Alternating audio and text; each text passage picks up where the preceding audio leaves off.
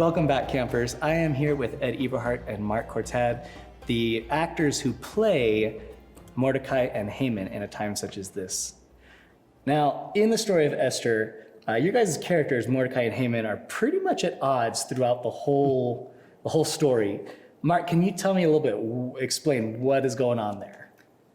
Well, I actually didn't know the backstory until coming here to camp this summer. And having you kind of explain, you spent a lot of time studying and doing research on how to make this biblically sound and all that. And apparently it goes back several hundred years before the time of Queen Esther to the time of King Saul. And King Saul was given a directive to entirely wipe out all of the Amalekites.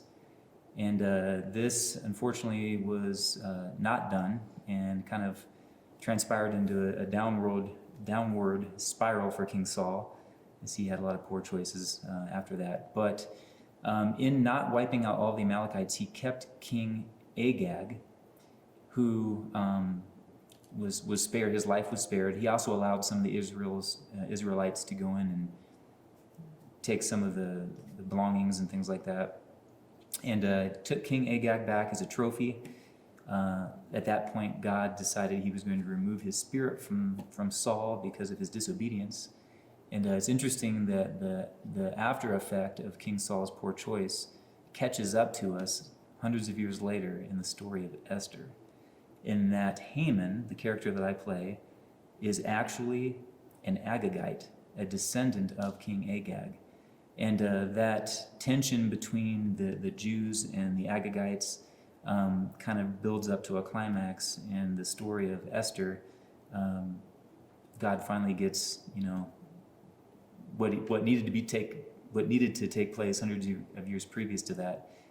God works that out through the bravery of Mordecai and Queen Esther. So pretty cool, and it's neat how that all ties together. I didn't know that up until this point. So there was a couple of things that stuck out to me. One of them was how God uses different methods and different people in different ways to accomplish his goals. And if somebody doesn't want to do it, he'll find another way. I imagine that he has literally hundreds of thousands of scenarios that play out depending on the choices that we make as people and as individuals. And so here you have Mordecai telling Esther, you have to go before the king. And she doesn't want to because she knows that that's almost a sure death, because you don't go before the king unless he calls you. And if you do, you die.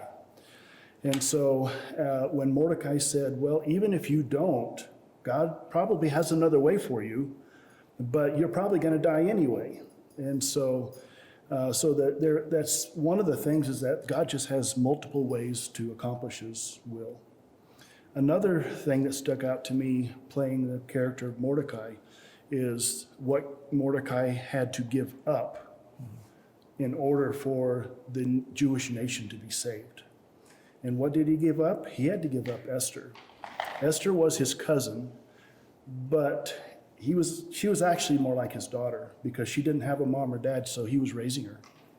And so in essence, he was giving up his daughter to be killed by the king in order to have a chance to save the whole nation of the Jews. And so that to me was really tugging at my heart, because I have a son. I can't imagine giving him up to what I think is sure death. I don't think I could do it. But I have to evaluate that now. Am I willing to give him up to further the cause of God? I don't know, but I hope. And so I guess as I talk to you, that I hope that you will evaluate what things you're willing to give up. Are you willing to give up things that are important to you, even as important as family, so that God's work can be finished? Campers, it's been pretty fun being able to share just a little bit of the glimpse of God's master plan, what's been going on since the beginning of history all the way to now.